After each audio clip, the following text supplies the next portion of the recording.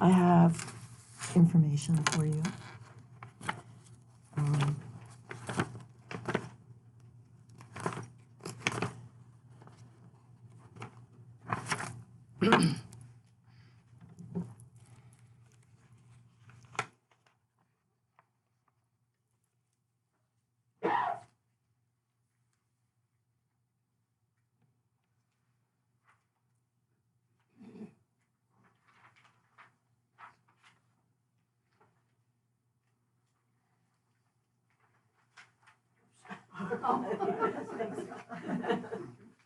I'm gonna, the door's closed, okay.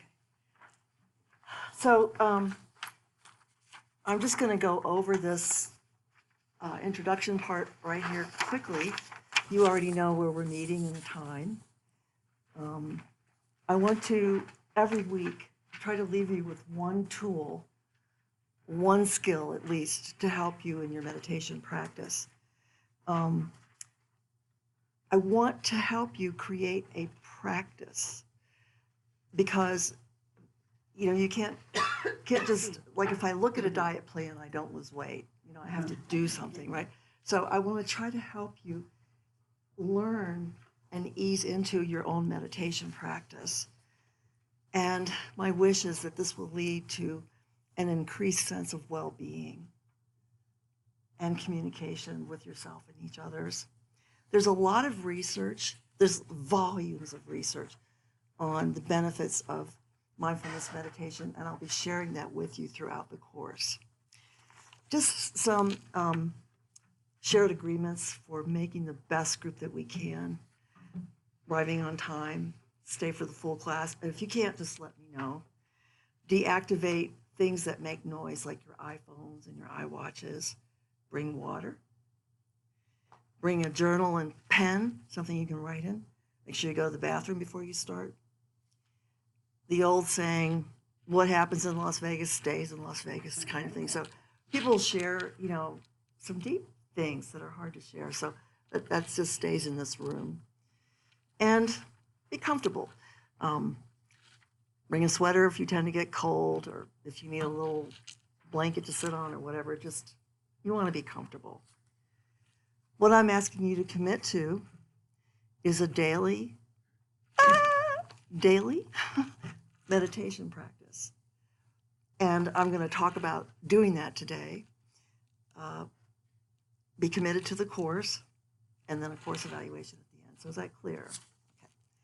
So this is a very long handout, this next one, which was difficult for me because I am not, thank you. I am not a computer person.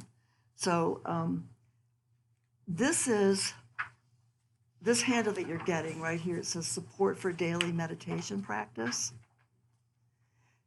This is how to specifically download Insight Timer on an Android phone.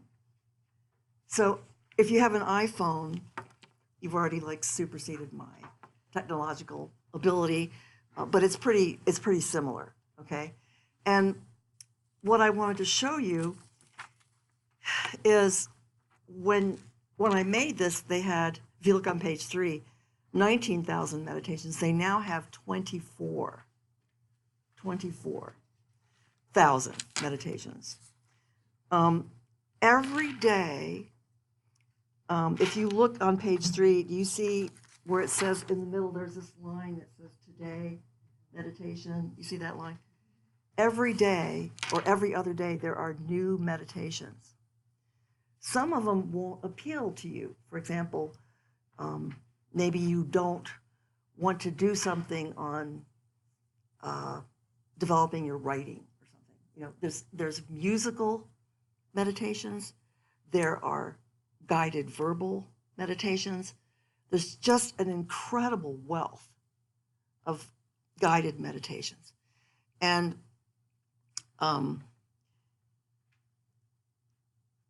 you can download them to listen to them offline. You can bookmark them so they're saved forever.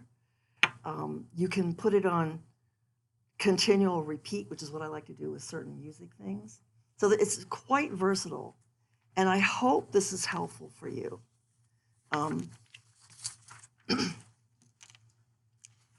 And the last thing is for your support in establishing a meditation practice. Thank you. I like this quote by Louisa May Alcott. I am not afraid of storms, for I am learning to sail my ship. Here I have questions that, did you not get one? Yeah, we need one Oh more. my gosh. Counting's really not part of the meditation thing, okay, right? So I try to answer questions that you would have. How should I start my daily practice? How long should I meditate each day? When should I sit? The slightly grayed questions, they were originally in a bright blue, so they would stick out, but apparently when she copied it, it didn't stay. So I'd like you to look at this when you get home and use it to start establishing your practice, okay? Is that helpful for you to have this information? Okay.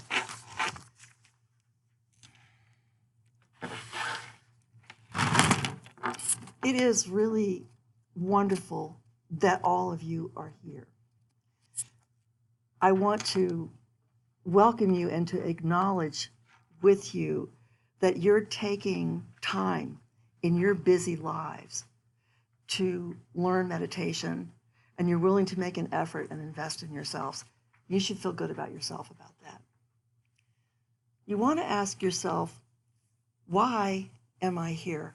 What do I want to get out of this? And I sent each of you your intentions. So everybody got them, right? Okay. So whatever you start to think about you want to get, that's part of what you're going to get. So you have to have a clear intention. Each of you is here in your own way to get the gift of awakening, of being fully present to yourselves and to other people. Why did I start meditating? This was back in 1978 when dinosaurs roamed the earth, kind of thing. All right. I was living in Europe. I was a mime and a dancer. We were performing all over, and I taught myself Dutch by reading the equivalent of the Inquirer. My first sentence in Dutch was, "Did Katharine Hepburn really have a facelift?" Okay, that was my first sentence. Okay. And because I knew Dutch, this couple, this well-known couple from California, they were doing therapy groups, and they needed a translator. So that was me. And since I have a PhD and everything, I didn't have one at that time, but I had 2 masters at that time. So they wanted me to be part of the group. They were meditators. Oh my gosh. For a year, they kept trying to get me to come to meditation. I went, nope, I'm not doing that. That's when the Hare Krishna were really popular. I was thinking, well, I have to dye a sheet peach colored and roam the streets singing Hare Krishna. I just didn't want to do it. So, but they were normal people. I was really afraid of people who meditated. Finally, after a year, I gave in. I said, okay, I will go to the program. So I get there. I was very nervous. I opened the door, and everybody looked normal. They were like teachers and bankers and parents. And so the meditation instructions, which I have remembered for my life, and which I want to repeat to you, is that whatever happens when you sit for meditation is meditation. And probably the first thing that all of you will encounter is, oh my gosh, I have so many thoughts, or my mind is wandering. Okay, that is like normal. So I went there and I thought, okay, I'm not going to have any big hopes. But there was a part of me that was thinking, well, maybe I'll see like swans and clouds, I mean, do people levitate? I was Yeah. Okay, so she gave the instructions. They were very simple. We just sat. And I started to see some clouds. Whoa! Levitation is next, I know. So, and I was feeling real happy about that, and then having a battle with myself. No, don't think that. Don't. Just try to do it. And then in the sky, there was a speck. I didn't want the speck, so I got rid of it. It came back. It was a little bigger. So then I started, I pushed it away, come back big. Finally, it was like about this big, and I saw what it was. It was a cheeseburger. I mean, how could I have a cheeseburger picture in the middle of my meditation? And I pushed it out again. And it just kept, finally it was as big as the saucer in E.T., the flying saucer. It was huge, okay? So then it was time to share. I did not want to share. I was really embarrassed. So I shared, and people about fell out of their chairs laughing, okay? So that was an amazing meditation, because here's what happened. At that time, I was living in Europe. I was a performer. I was teaching in a number of universities and stuff. I don't like performing. I'm really quite shy. I liked connecting to people. Like, I knew the person in seat J10 didn't like that one show or something like that. I really like relating to people, but I don't like performing. And I had no idea I could make people laugh. I just learned it. It was part of the Festival of Fools, which existed over there for 13 years. So we gigged in all these cities around Europe. And I thought, you know what? I don't like performing. And also I was losing my own language, and I write poetry. And so I thought, what I really need to do is reactivate my PhD program and go back to the States. So that was like one huge thing from that. The second huge thing from that first meditation I ever had was, I'm a vegetarian. But when you gig and you're on trains and stuff, and it's 3 a.m. in the morning, the stuff you can get to eat, like I'm taking like sausage off of bread, and I started to get this strange taste in my throat, and I had no trouble after that being vegetarian. But the biggest thing was, I was a bad girl. I started smoking when I was 12. And as a performer, people smoke a lot, right? So I was smoking a lot. I tried to quit. I snapped rubber bands. I did all kinds of stuff to quit. 3 days after I'd been meditating, I quit forever. And the reason for that really had to do with meditation. The next couple of years were kind of rough in meditation, but I just wanted to share with you what an amazing experience I had. And I think I needed something to whack me on the head, because it was really hard for me to change. So that's my meditation experience. So let's look at where we're at in the world. Right now, the reality is human life is kind of a dodgy game. It's hard. It's difficult. There's a Buddhist text. This is not a Buddhist training. This is a secular training that describes this predicament. And I'll read the quote. It seems that although we thought ourselves permanent, we are not. Although we thought ourselves settled, we are not. Although we thought we would last forever, we will not. We are in the midst of gain and loss, praise and blame, pleasure and pain, birth and death. How do we navigate all this? And I haven't even mentioned what's going on in the world. Okay, just how do we navigate all this? Mindfulness meditation says quieting the mind and opening the heart will help us to shift from suffering to ease. I want to introduce 3 concepts today. 2 we'll be able to get to. The third one, I'm not sure if we'll get to it today. The first thing is the container for your meditation practice, which is your body.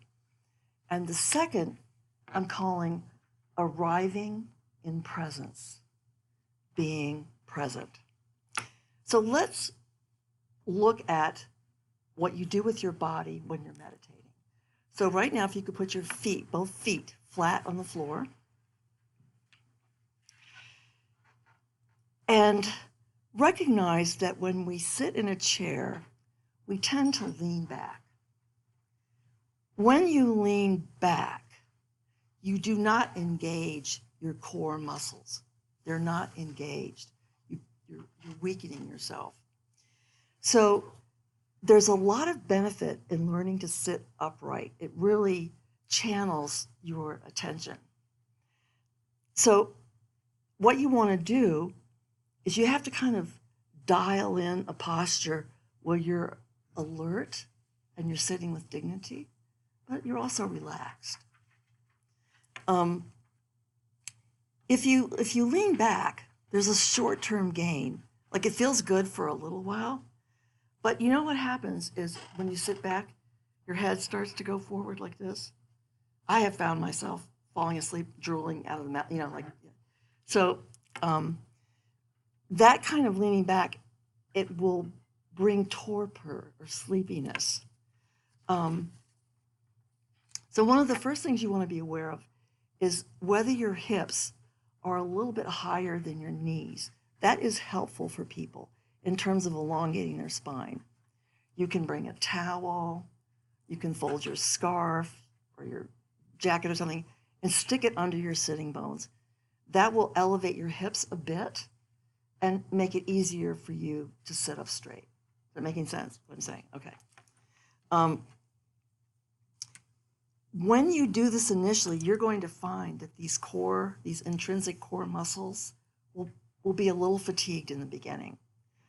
So what you can do, when you use back support, you can take your handy jacket, handy sweater, handy scarf, okay? And you can just roll it up however you like, and just stick it in the middle of your back. So you have something for support. So try it if you have a jacket. It will give you extra support in your lumbar region. Just try it out and see what it feels like.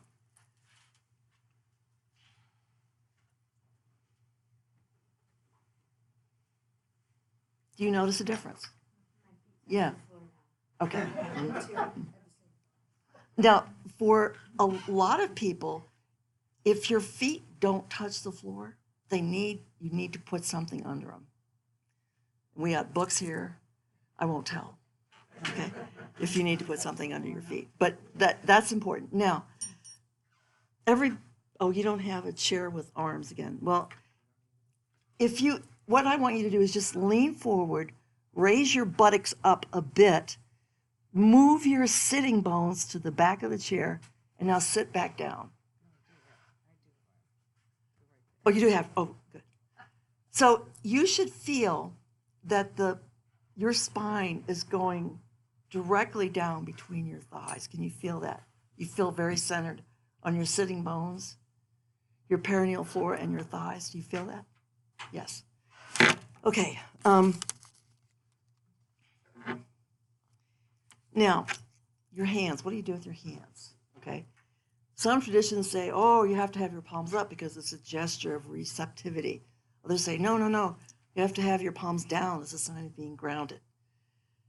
What you need to do is be comfortable, okay? Some of us are more comfortable this way with our hands up. Some are more comfortable with palms down. So you figure out what works out best for you. Now, what about moving, okay? Like we get in our position and then your nose starts to itch. Okay, so what do you do? I mean, when your nose starts to itch, right in the middle of meditation, What you want to do is, some people say, oh no, you're not supposed to move during meditation. What you want to do is make that movement be conscious. You want that, you want to actually do it. So if you feel an inclination to move, or if your knee is like, ah, okay, what you bring your attention to it and include it in your practice. Okay, so if you're going to scratch your nose, all right, just be slow, be aware, oh, my hand is moving, it's moving through space. Okay, and you scratch your nose. Basically, there are 3 feeling tones: pleasant, neutral, and unpleasant. So the itching is unpleasant, right? So when you scratch it, observe. Does it feel better? Is it changed from unpleasant to pleasant, or is it neutral? What I'm saying is, if you're going to move, do so quietly and deliberately. You don't have to apologize or sneak around or anything. That makes sense? Yeah. Okay. So as you settle into your meditation practice and you know that you want to move or you need to change, notice that inclination and make a decision to move, and track your body as it adjusts to the movement. It's actually really a beautiful way of becoming more intimate with your body and your body sensations. So that's part of the first foundation, your posture. The second thing is pausing to be in the present. We live in a very stressful time. We have a rush culture. You know what I mean? Like, how fast can we get the meal? How fast can we get medical treatment? How fast can we do things? We're always rushing, cramming things into our schedule. So when that happens, when we're cramming so much stuff in, we can lose connection to ourselves and to what matters most. We can be like the character in James Joyce's story, who lived a short distance from his body. We're often not in the present where our lives are actually taking place. Whether you're a manager or a parent or a healer or a student, you've been drawn to mindfulness training to make your life better. Maybe you want to enhance your mental clarity. Maybe you're looking for a new direction in your life, how to use your time. Maybe you want to feel more relaxed and balanced. Maybe you have habits that you're trapped in that you want to change. The way to change is to arrive at the present moment with awareness. Mindfulness practice addresses a longing we all share, which is the desire to be centered, to feel at home with ourselves and others, and to be comfortable in our own skin. The Persian poet Rumi asked a question that remains relevant today. He said, "Do you make regular visits to yourself?" There's a research study done by some Harvard researchers using smartphones. They track the activities of several thousand volunteers. What they found is that approximately 50% of the time, their thoughts were not related to the activity that they were engaged in. In other words, their minds were wandering. They are not present. But the amazing thing the researchers found is that we are happiest when we are present and focused exactly on what it is that we're doing, whether it's having a conversation, woodworking, walking down the street, or doing the dishes. There's a Scientific American study which reports that a regular and dedicated meditation practice is the way to train your mind to wander less. Again, repeating what I said in the meet and greet session, mindfulness is paying attention to what's happening inside you and outside you in the present moment. Begins with something very simple, which is a pause. Use this as an example. Imagine you're in a movie theater and you're immersed in a fast-paced thriller. Okay, it's really good. Suddenly, something happens, the screen freezes. You're no longer swept away into action. You realize, oh, here I am in the theater. I did eat all that popcorn. And, you see the people around you. You're aware of the tension, the pulsing tension that you had in your body because you were watching this car chase. You start to be aware. You're in the midst of a pause. Learning to pause in the midst of your life brings you back to what's actually happening. You're not caught up in the movie. And in that space, you can see more clearly what you're thinking, what you're feeling, and what's going on around you. We have so many opportunities to pause. Think about driving and all those terrible drivers that aren't you, that don't use turn signals, and how upset you get. Are you able to just stop, pause, calm yourself? I used to drive down a street in Packard. I swear, there was a cosmic sadist that turned the light red every block, okay? And my shoulders would get up to my ears because I wanted to get somewhere. It's like, you know what? You're just giving yourself plaque on your heart, you know? You're not going to get there any faster. You don't have any big wheels to drive over the other cars. Like, just chill. You're at your job or you're working, your laptop crashes and you lose work. That's a bad experience. You're having an argument with someone. Can you pause? Can you pause? Breathe and find a space of more clarity and empathy. Pausing frees you from repeating old patterns that no longer serve your well-being. I'd like to read a poem by Martha Postlewaite about this. Do not try to save the whole world or do anything grandiose. Instead, create a clearing in the dense forest of your life and wait there patiently until the song that is your life falls into your own cupped hands.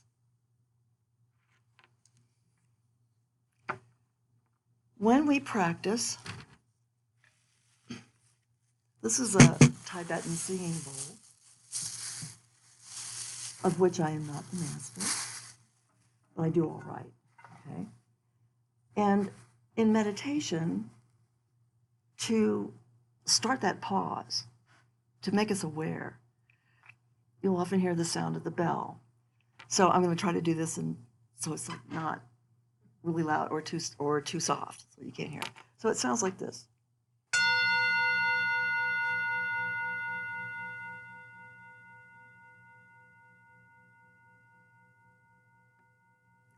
We're going to begin our practice. Find a posture that allows you to be comfortable, at rest, while you're sitting upright, that helps you stay alert but also relaxed. Remember, when you're sitting in a chair, it's ideal to sit a little forward rather than leaning back against the chair. Allow your hands to rest easily on your knees or in your lap. Gently close your eyes or gaze downward.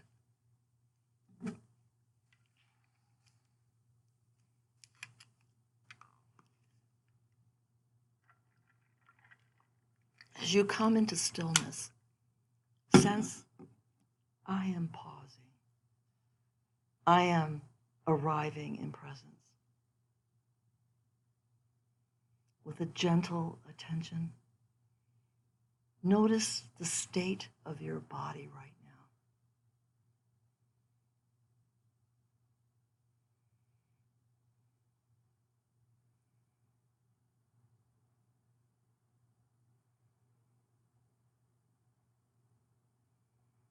now. Arrive in presence.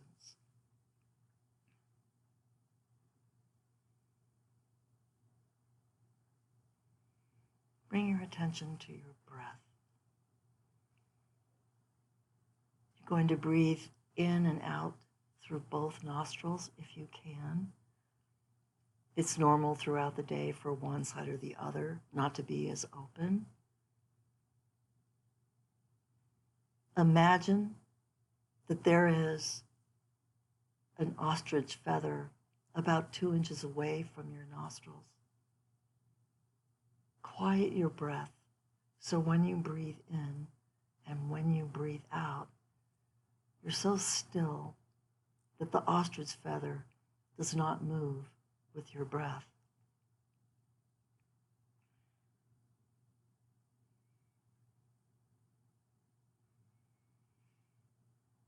Be aware of how the breath moves in your body.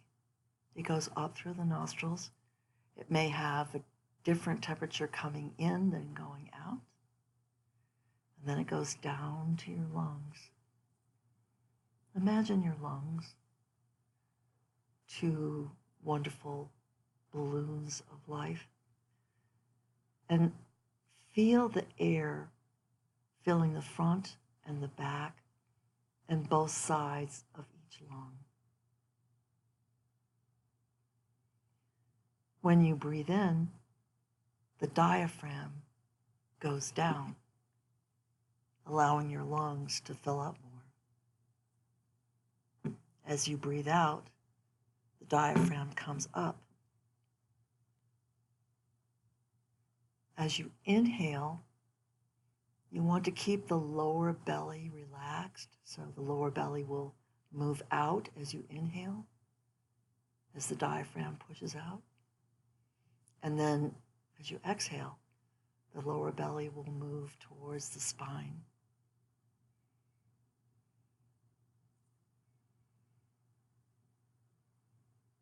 Take a full, slow, deep breath. Hold it, and then slowly release it. Slowly enough that you can feel the sensations of the exhale as your breath moves through your chest, your throat, your nostrils.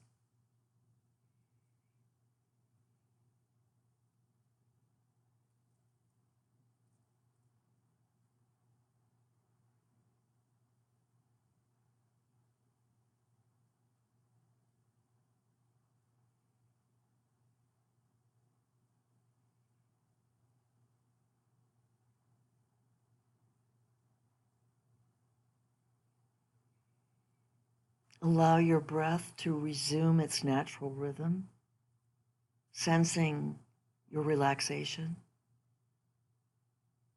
being aware of gravity, being aware of how the chair and the chair on the earth is supporting you.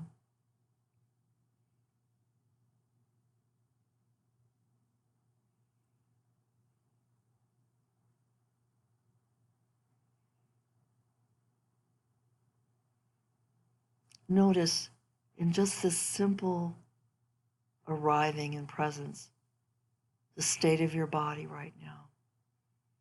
Do so without judgment.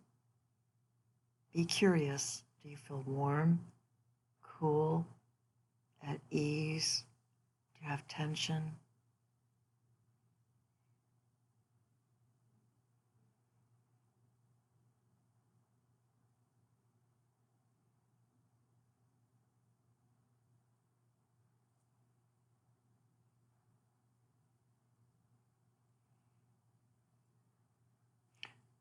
Notice as well the state of your mind and your heart, just as it is in this moment. Is your mind quiet? Is it racing? Do you feel happy? Are there tinges of sadness?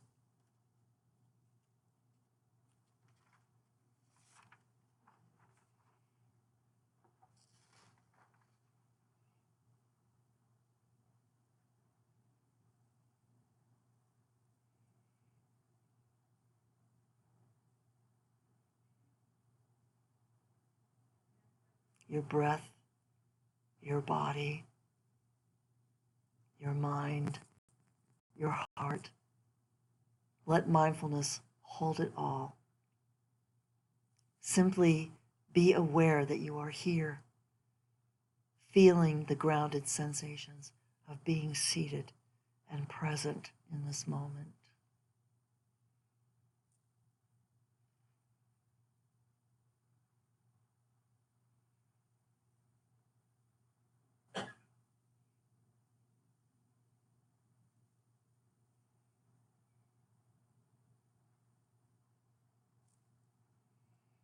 Notice that you can become present in the midst of whatever is going on for you, whether it's pleasant, unpleasant, whether there's pain or tension or worry.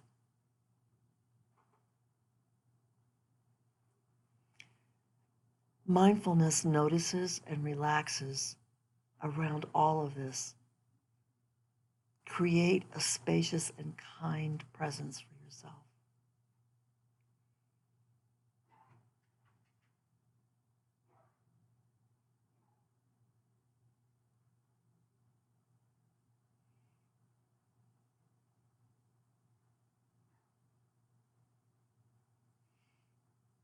Notice whatever is present just now and take a minute to relax with it all.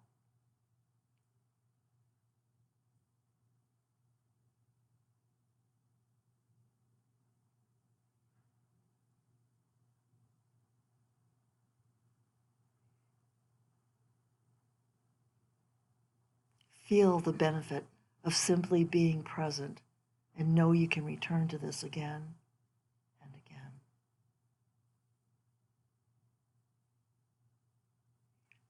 The sounding of the bell will close this mindfulness practice. When you hear the bell, stay relaxed. Open your eyes slowly when you hear the bell. Don't try to focus. Let yourself have the eyes of an infant and notice shapes and colors before you start to focus. Let your intention be to carry this simple presence with you as you enter your next activities.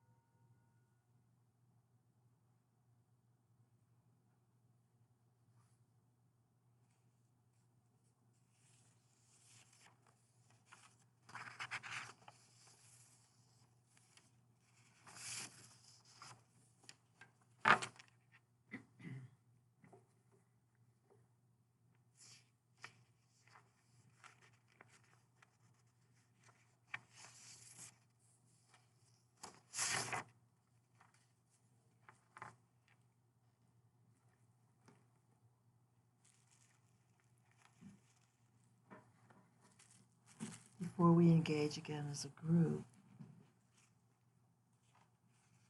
I want you to take 2 minutes to write down something you feel you learned in that meditation. I need you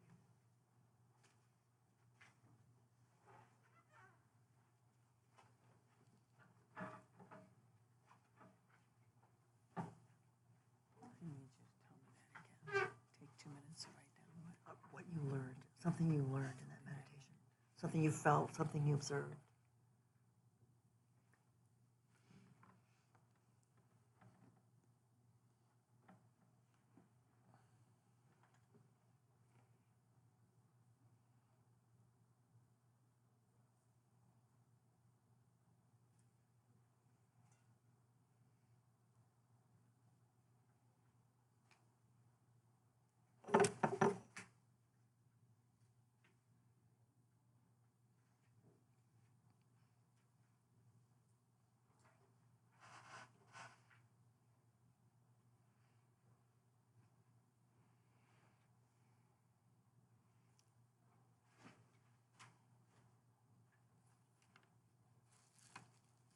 Okay, now what I'd like you to do, oh, you're still writing, sorry.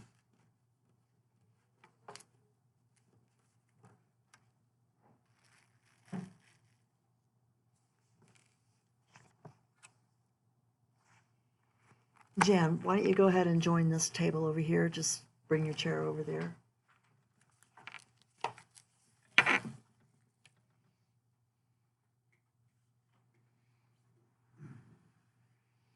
And this, will you count off A, your A, B, C, A, B, C, and Jan, your D, Stan, your A, B, C. So this table will need a little bit more time. You'll need like 1 or 2 more minutes time because you have 4 people. We're going to do a sharing right now.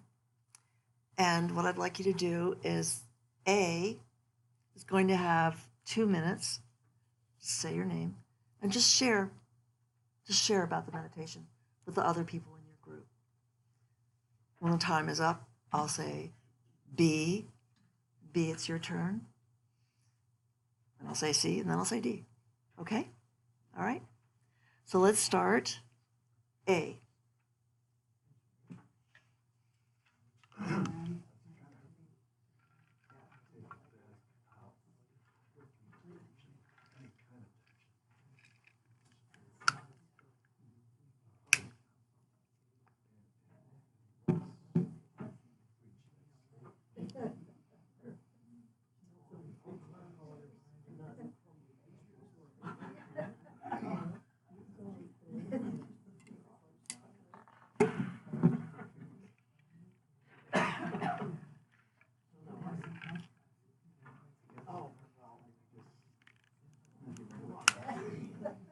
All right, A's, you have 1 more minute.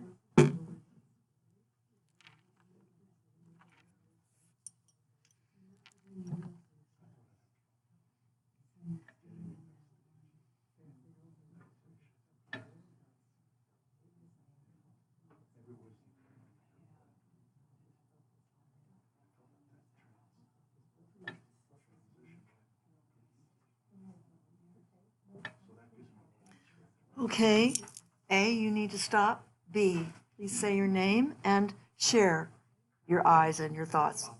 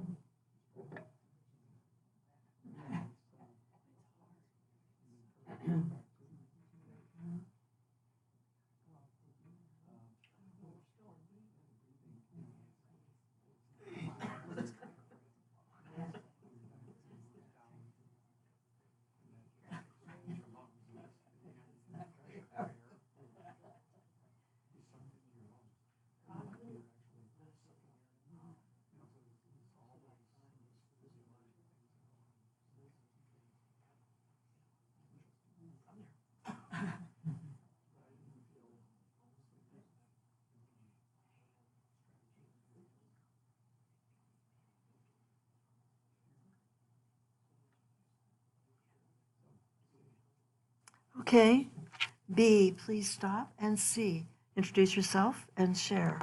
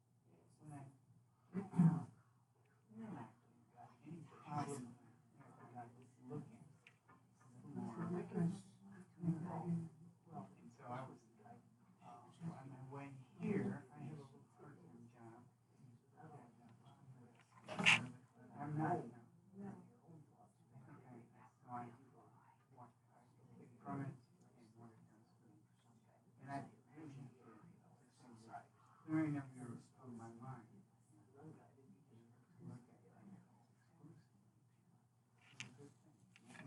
For me, that helps.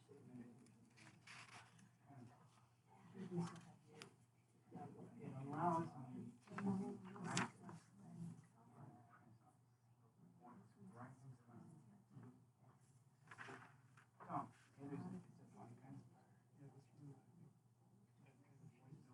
Yeah.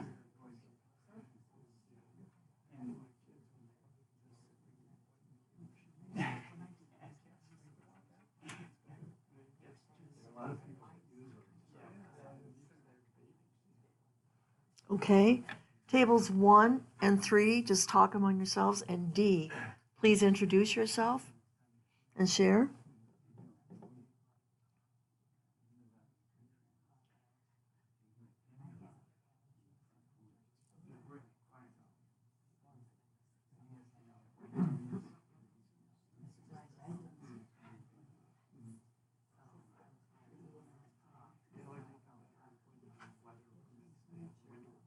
Oh. Yeah. Morning.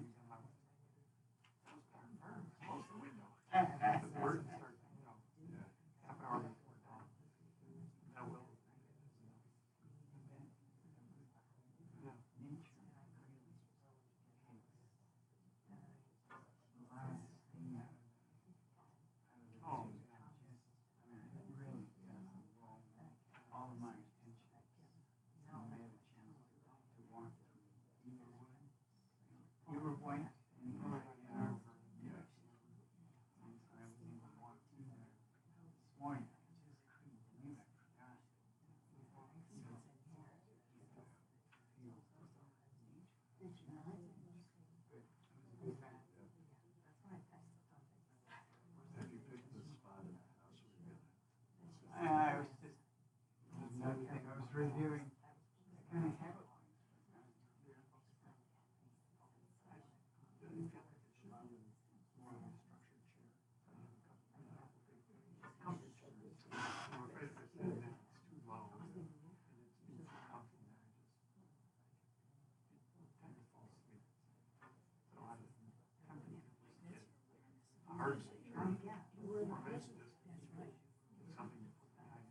Okay. We need to stop this for now.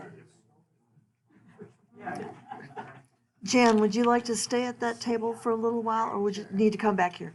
So make sure you can all see me. And let's have some group sharing. How about table 3? What would you like to share? You can share from your own experience, or you can say, well, Bob said this, and that made me think of that. Okay? I was kind of amazed, whatever attention, I don't think it was a lot of attention, but it disappeared so fast. And then all of a sudden you start to feel at ease and relax. And I didn't expect that so soon, because I'm just learning this practice. So I was amazed. Thank you for sharing that. Anyone else? Yeah, we all kind of agreed that it was, I think it's kind of ambient white noise in here helps. I was a little worried about the roofers because my son, okay, well, that'll be something to incorporate into meditation.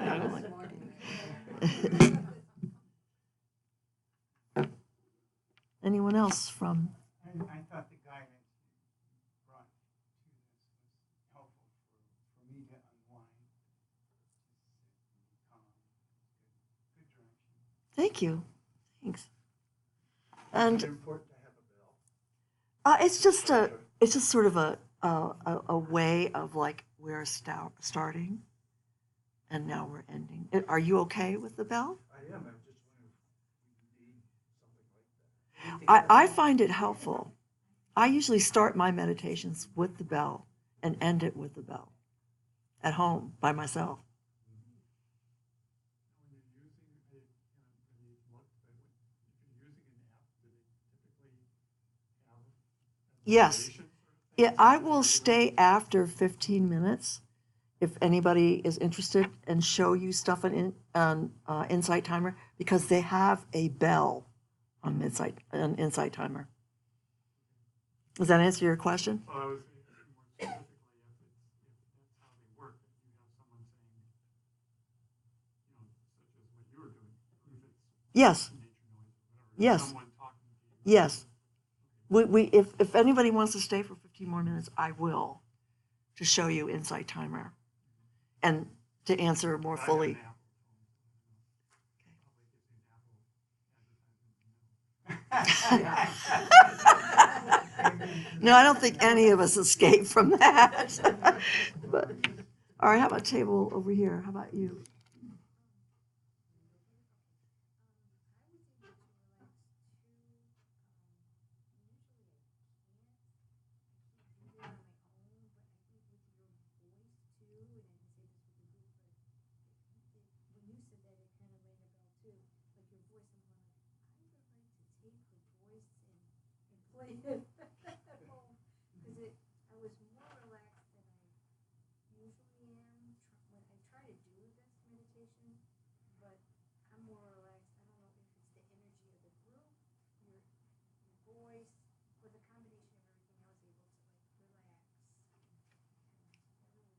Thank you for sharing that. I am making videos for you. I've already made one, but I don't know how to tell you how to find it. My tech person, I won't see her till tomorrow, so I will email you the link. I'm just not good at technical stuff. So I will be making videos for you. Okay? Someone else from this table? Kind of a different opinion, experience. And I've done meditation, but in this one, when I was relaxing, I was afraid I was going to fall asleep. And then, as I kept listening to your voice, I thought, I wonder if she's hypnotizing us. Give me your money. Yeah, no. Okay, I'm going to keep my mind. That was my focus. And then after that, I started seeing color around the outside. Yes. I didn't think it was color, it was like black, and I thought, well, this is weird. Now I'm not even seeing what I did see, which was nothing. I'm seeing this something. And then I thought, well, what color is it? And it kind of turned purple. Then I thought, well, you're really thinking instead of not thinking. And then it was over. I love it. Am I thinking? No, I'm not thinking. Oh, yeah, right. And by the way, seeing colors is just black often means that you're entering into sort of a deeper state of meditation. That's what I was afraid of. No, that's good, actually. It will make you feel quite rested afterwards. And I have fallen asleep in public and snored Yeah, that's what I was doing. during meditation. So I'll come to your table.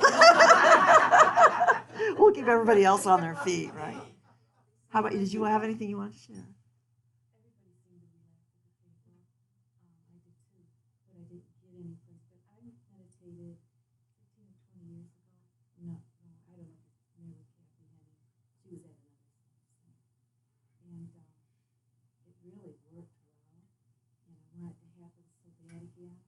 And I was saying to Terry, the very first time I meditated there and I saw the color, but I wasn't going to tell anybody because I was at the end of the row, and then the lady next to me said she saw this color, and I went, oh, goody. So I had seen, and it was bright, but blue and orange, and oh my God, and it got bigger and better. And then I looked at, well, then my mind started to work, things I never thought about. I wanted to write it down, but I didn't want to let things go. So I'm excited to hopefully go back there again. Yes. So Gail brings up an important point. I do keep a journal and a pen next to me when I meditate. I get poetry ideas, or I just get like an idea like, oh, I better deal with that. Or, I just get thoughts. And so just make a little note. If it feels right, you can do it after you're done meditating as well. Yeah, you got to do it. Or the other thing is, some people dictate their thoughts.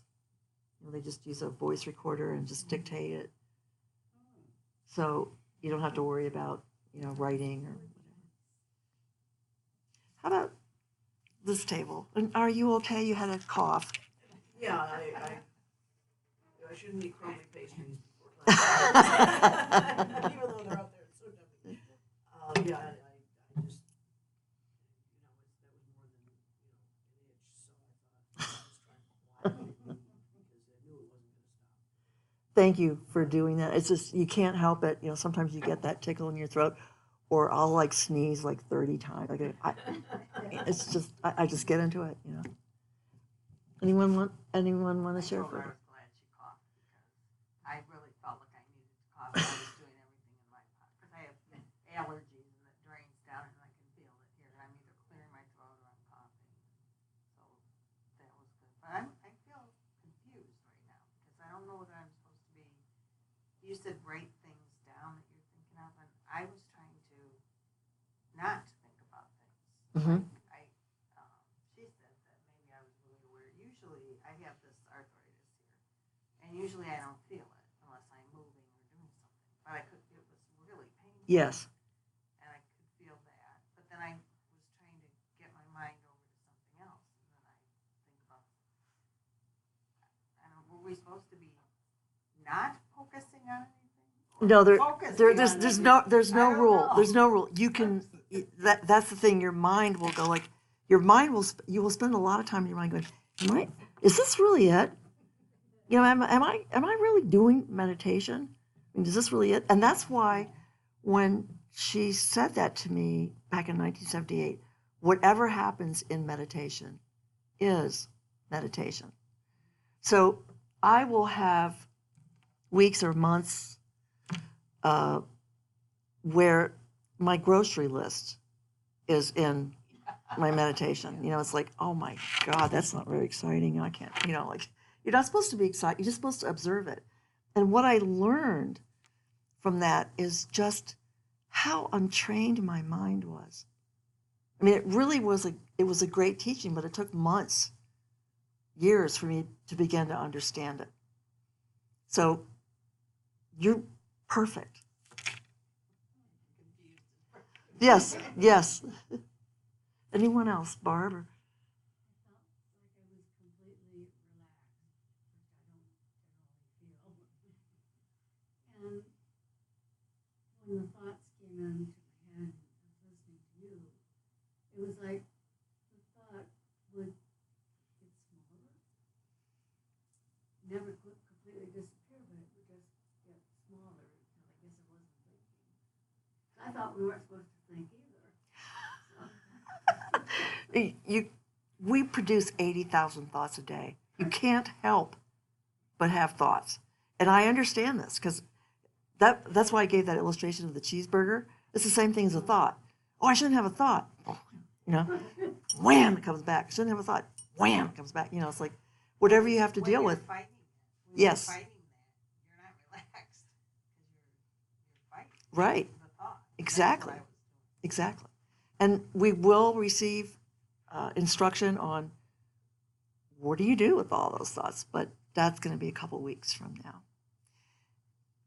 You brought up another important point, which is when we look at something, it changes. And when we do the session on pain,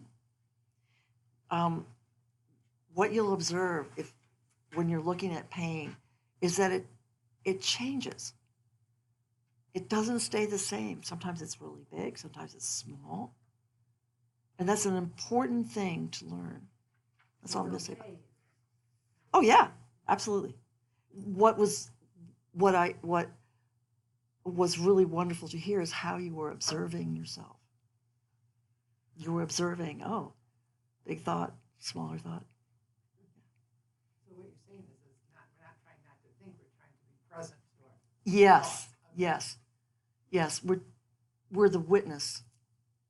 You guys are jumping ahead to week 16, okay? Yeah, meditation envy, right? Whoever thought it'd be meditation envy. And did you have something you wanted to say? I felt